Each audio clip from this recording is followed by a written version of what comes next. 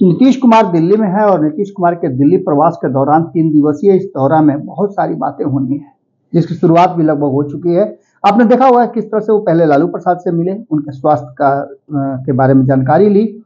लालू प्रसाद को फिर से चेकअप के लिए सिंगापुर जाना है, लेकिन इन सब के बीच में जो नीतीश कुमार के जाने का मकसद था, वो मकसद है विपक्ष को एकजुट करने का।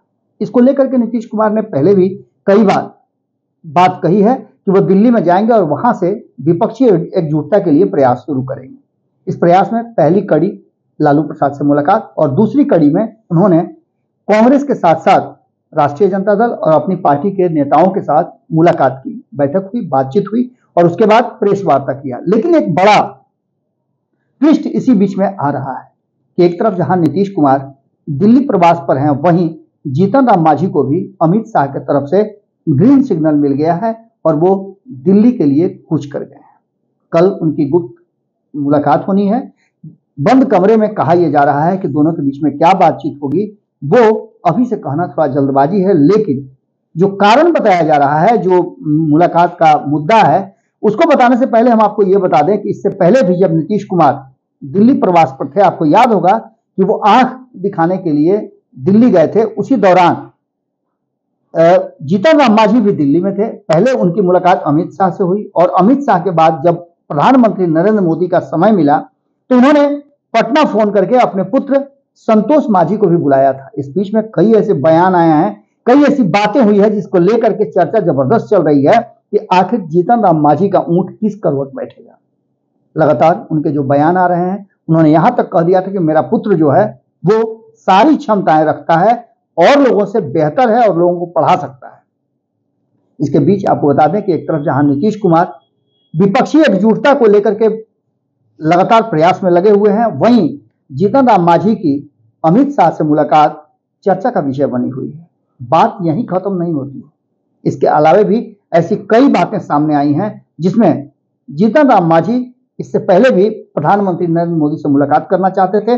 वो इसके पहले जो गए थे, उन्होंने राष्ट्रपति माननीय द्रौपदी मुर्मू जी से बातचीत किया था और बातचीत के समय उन्होंने दशरथ मांझी को भारत रत्न देने की मांग की थी।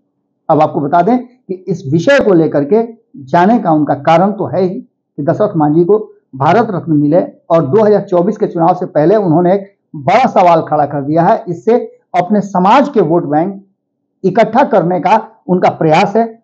वहीं इसी बहाने अमित शाह से बातचीत और अमित शाह का मन मिजाज वो टटोलेंगे तो दूसरी तरफ अमित शाह भी इनका मन मिजाज टटोलेंगे।